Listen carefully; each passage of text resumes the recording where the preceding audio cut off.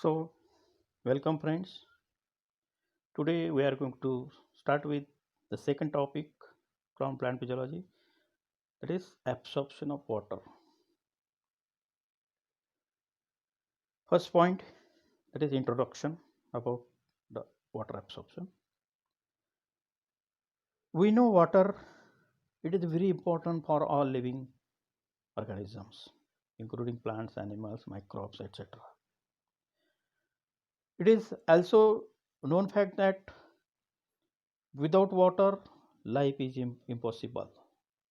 So water is called liquid of life or an elixir of life. An elixir of life or liquid of life, because without water no living organism can survive. Maybe a microorganism, maybe the animal, maybe the plant. So water it plays very important role for explaining the livingness of the organism. So it is called elixir of life. It is also known fact that about 90 to 95% of the plant weight it is made up of water, and it is essential for most of the physiological activities going on in the plant body.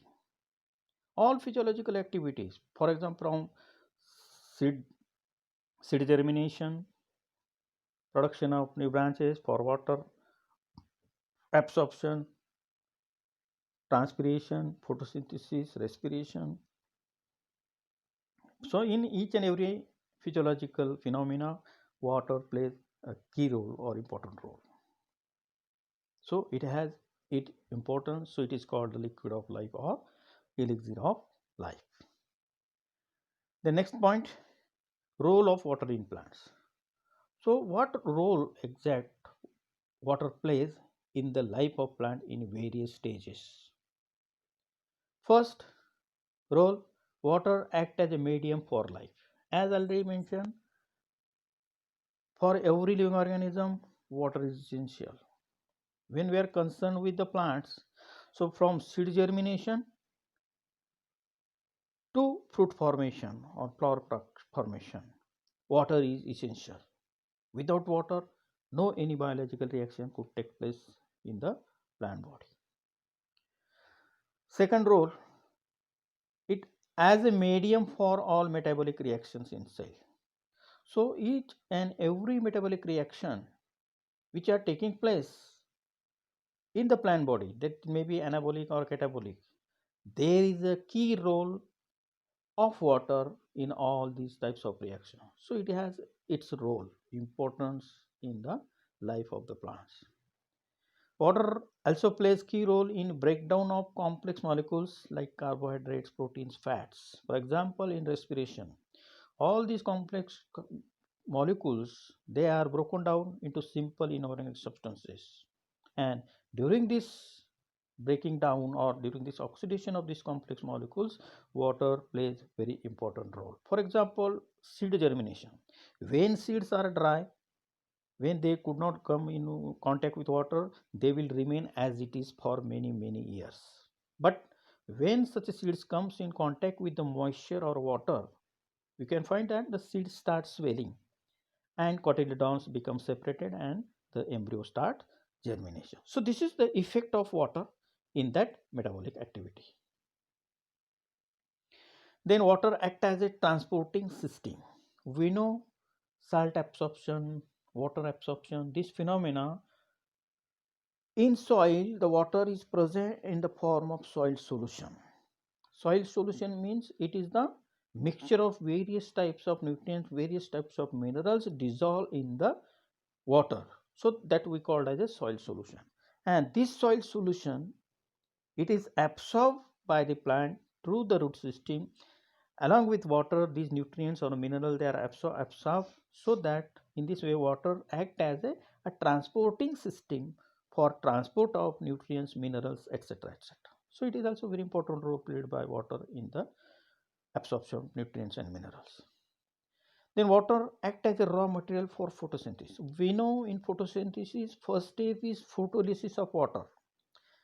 In the presence of light energy, the electrons excited and it leads to break down the water molecules in H2 and O, that is hydrogen molecules and oxygen, half oxygen molecules. So this broken down what we call photolysis of water, that is breaking down of water molecule in the presence of light or photon. So it is called photolysis of water, and this is the first step of photosynthesis. So water plays very important role in photolysis, so it has its role. Then water, it is the main constituents of cell sap. The cell sap, what we call protoplasm, cytoplasm, etc., it is made up of about 90% of water. So water is very important for maintaining the turgidity, cell sap or cell structure. It maintains the turgidity of cell. Turgidity of cell means the cell maintains its particular shape and size because of the water molecules, because of presence of water in the cytoplasm, because water withholds all the cell organelles at a proper position. And when we withdraw the water from the cell, then there is a what we say the plasmolysis take place. So there is a shrinkage of protoplasm and there is all cell organelles get gathered together, so the metabolism or cell physiology stops. So the turgidity of the cell, it is very important when the cell is turgid, so that it can follow the normal function. So normal functioning of the cell, turgidity is essential, and this turgidity is maintained by the water molecule, so it has its important role. Then water, it is a universal solvent. We know it is called a universal solvent because almost all types of mineral nutrient substances, they can easily get dissolved in water, so it is called universal solvent. Then water act as a medium for fertilization in the lower plant. Lower plants, for example, algae, bryophytes, here at the stage of fertilization where there is absence of water molecules or moisture, then there will be no fertilization. So this is very key role played by water in the reproductive stage in the lower plant. So water has its role in fertilization. Then water plays important role in thermoregulation of plants. Thermoregulation of plant means maintenance of constant temperature of that plant body throughout the day and night time. So plant maintains the constant temperature because during the daytime when there is a hot temperature, then plant transpires more water. Plant gives more water to the surrounding, so that the plant around the plant, the temperature is maintained or regulated constantly, or cooling effect is produced. This is because of presence of water. Now the second point is mechanism of water absorption. Before going to study the mechanism of water absorption, we must know the structure of root. For example, the first figure, here we are seeing the root region, root, taproot, for example. There are three regions: root hair zone, root elongation zone, and root cap zone. The root cap zone, it is the apical region which protects the root. And when we study this root in the from the angle of water absorption, then we will find the central region, that is root elongation zone. It shows the maximum rate of water absorption as compared to root hair zone and the root cap zone.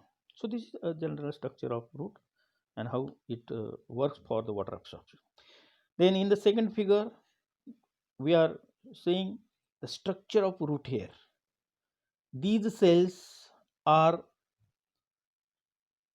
the three cells which are shown in the figure. Actually, they are the epiblema cells, and on that cell, a single narrow elongated cell which is shown, it is the actual root hair cell. Root hair cell, it is living cell. It has a cell wall, plasma membrane, cytoplasm, nucleus, vacuole, etc.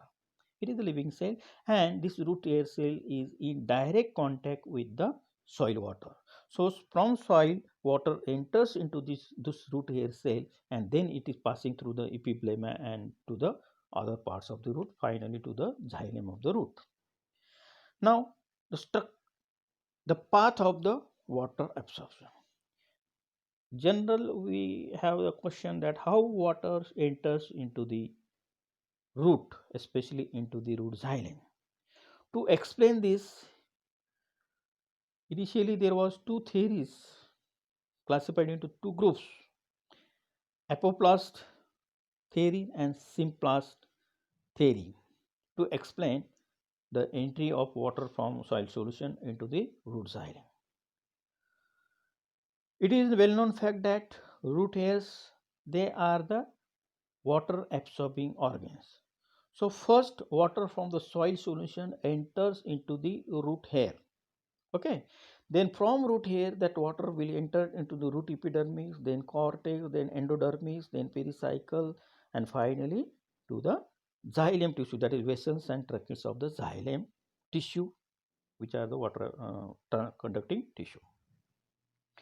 Now, according to one group of scientists, from root hair, water, how it passes to the xylem. According to apoplast theory supporters, from root hair, water passes through the intercellular spaces and it passes finally to the xylem tissue.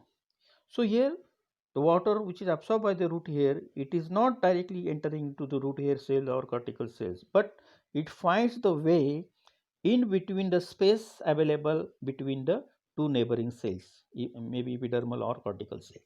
So in between two cells, that intercellular space which is present, through these intercellular spaces the water passes through the endodermis and finally to the root xylem cell as per the apoplast theories or apoplast concept. According to second concept, that is symplast theories, this group of plant physiology, they consider that water which is absorbed in the root hair, it passes from cell to cell, that is intracellular entry. From root hair cell, it enters into the epidermal cell. From epidermal cell, water enters into the cortical cell. From one cortical cell to the another, and finally, in this way, it is reaching towards the endodermal cells, and it enters into endodermal cells. From endodermal cells, the water enters into the pericycle cells. From pericycle cells, it enters into the water conducting tissue, that is xylem tissue. So in this way the xylem tissue,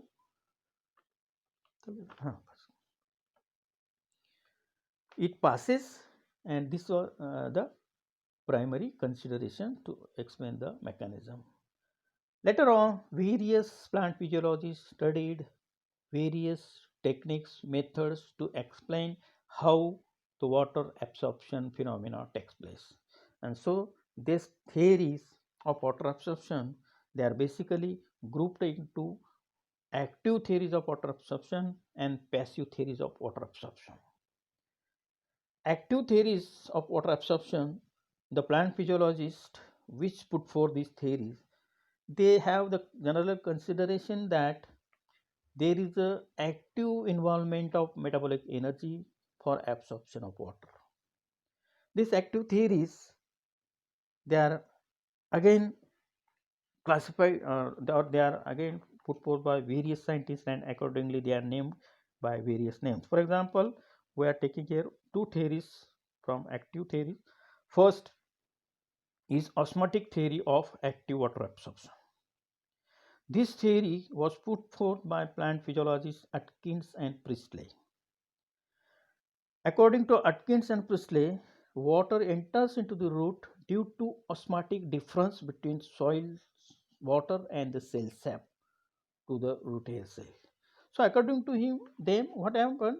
Water present in the soil solution, it is highly concentrated, or its osmotic pressure is high. So water enters into the root hair cell because root hair cell has low osmotic pressure.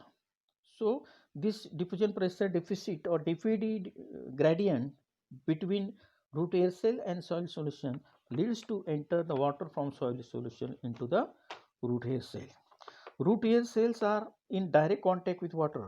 So soil water enters into the root hair and into the interior of root due to osmotic gradient. That is, when water enters into the root air cell from the soil solution, then osmotic pressure of the root air cells is decreased and osmotic pressure of the surrounding epiblema cells or cortical cells is naturally it is high. So what happens, water from root air cell automatically enters into the cortical cells. Like that, from cortical cell it will enter finally into the xylem tissue. So this diffusion or osmotic pressure difference between one cell to other, it leads to transport of water from one cell to other and finally to the xylem of the root. And similarly, the root xylem, as it gets continuously flow of water from the root hairs, so its diffusion or osmotic difference it reduce, and as compared to osmotic difference or osmotic pressure of the stem xylem, so water automatically pulled by the stem xylem from the root cells. Then from root stem xylem, water is pushed to the, or it is pushed by the leaf xylem cell. In this way, water from soil solution it enters to the root, to the stem and the leaves. Then this theory has some objections or demerits. For example, according to this theory, as it's considered due to water absorption due to osmotic gradient or due to the difference in the root pressure. So this osmotic gradient difference, which they consider, such a pressure or such a gradient difference, it is not sufficient to rise the water column in the xylem. For example, in higher trees, water has to pass to hundreds of meters height, but the root pressure which was calculated or which were observed in the plant, it was very minimum, limited, and it is observed that this type of root pressure it could not push up the water up to the plants having the height more than 100 feet. So this theory has this strong objection. Second objection is that sometimes root pressure is observed to be negative. Many times it is observed that root pressure in plants it is negative, and so when it is negative, so there is no question of water absorption. So in such a condition, water should not be absorbed, but instead the water should move out of the root. म्हणजे प्लांट्समध्ये soil सोल्युशनमध्ये मधून पाणी प्लांटमध्ये न येता प्लांटमधलं पाणी बाहेर जायला पाहिजे, because when the root pressure is negative. So this is not explain by this osmotic theory. Third objection to this theory is that when we cut the fresh leaves, then this cut part of the leaves, it is observed that they absorb water in absence of the root. If there is no root, even these leaves, when the leaves cut and put into the water, they can absorb the water. Or when we cut the twig and put into the colors water, then that color water is absorbed by that cut part. So it doesn't explain how that in the absence of water root, how that water can be how it is absorbed. So this theory does not explain the exact mechanism. So there are another group of scientists which put forth another theory for the active after water absorption, that is called non-osmotic theory. Non-osmotic theory, this theory was put forth by Thieme and Kramer in 1959. According to this theory, water absorption is active process and occurs due to non-osmotic reason against the gradient of osmotic pressure. First थेअरीमध्ये जसं त्यांनी consider केले होते की osmotic थेअरीमध्ये की osmotic pressure फरक difference त्यांच्यामध्ये असतो, म्हणून पाणी सॉईलमधून रूट एअरमधून कॉर्टेक्समधून रूटच्या झायलेममध्ये किंवा रूटच्या झायलेमधून स्टेम झायलेमध्ये, स्टेमपासून लिपमध्ये अशा पद्धतीने ते ऑस्मॉटिक डिफरन्स असल्यामुळे ते पास होतं. परंतु थिमेन अँड क्रेमरच्या थेअरीच्या म्हणण्याप्रमाणे there is active process occurs due to non osmotic reason. इथं असं असलं कुठलाही ऑस्मॉटिक डिफरन्स किंवा ऑस्मॉटिक ग्रॅडियंट डिफरन्स नसतो या थेअरीच्या म्हणण्याप्रमाणे. And that water is passed from soil solution to the root or to the xylem of the root, stem, leaf, etc., it is happening on the cost of energy. That is, we call it as an active because it involves the use of energy, and this energy here this theory considers, while earlier osmotic theory do not consider the involvement of energy, but here non-osmotic theory consider involvement of energy for the absorption of water. And we know from where that energy comes. That energy comes from the respiration. During the respiration, the oxidation of food which releases the energy in the form of ATP1 and ADPase2, that energy it is utilized for the absorption of water as per the non-osmotic theory. So this theory has certain merits and demerits also. What are the merits of this theory? First, the plant will in flooded soil, as soils are non-aerated, so roots cannot undergo aerobic respiration. When we put any plant in the flooded soil, then that plant will naturally, when we consider the water is absorbed, when water is plenty of available, the plant should absorb and it should grow. But when that plant or roots they are flooded with water, then the plant wilts. We naturally observe in the fields also, when any crop field is continuously flooded with water for 8 to 10 days, then entire crop in that field gets wilted, it gets yellow and finally dried, because of non-aerated soil, or because in that soil due to flooding water there is no aeration, so root cells cannot undergo respiration, and as no respiration, no energy produced, and so no plant cells dies. It indicates that water absorption takes place by living cell only under the aerobic condition. Dead cells are not they are not able to absorb water, but only living cells perform the function of water absorption, and that too only in the aerobic conditions. They require air, they require oxygen. Why they require oxygen? Because each and every cell undergoes respiration. For respiration, oxygen is essential, and by respiration the energy is released, and this energy is utilized for the water absorption. So this theory has its merit. Then third merit is respiratory inhibitor, for example potassium cyanide. This respiratory inhibitor, when we apply to the plant, then rate of respiration is inhibited. Similarly, it was observed rate of respiration as it is reduced. By the way, rate of water absorption is also reduced or inhibited. So what it indicates? Respiratory inhibitors also inhibit the rate of water absorption. It means respiration is essential for water absorption, because respiration provides energy which is essential for water absorption. So that is its merit. Third merit of this theory is that diurnal fluctuation in rate of transpiration reflects the water absorption process also. Means when there is increase or decrease in temperature, or decreasing the rate of transpiration, it is observed that it affects directly on the water absorption also. Means when the rate of transpiration is high, the rate of water absorption is also high. When rate of transpiration is low, rate of water absorption is also low. So it is having this interrelation. So this is practically it has also been proved. So these are the 3-4 important merits of this theory. It has one demerit for this non-osmotic theory. What is that? It is how this respiration energy is used for water absorption. It is not explained. Means respiration produces energy, and that energy utilized for the water absorption, as this non-osmotic theory proposers consider. But they do not explain how that energy utilized in the what way for the water absorption.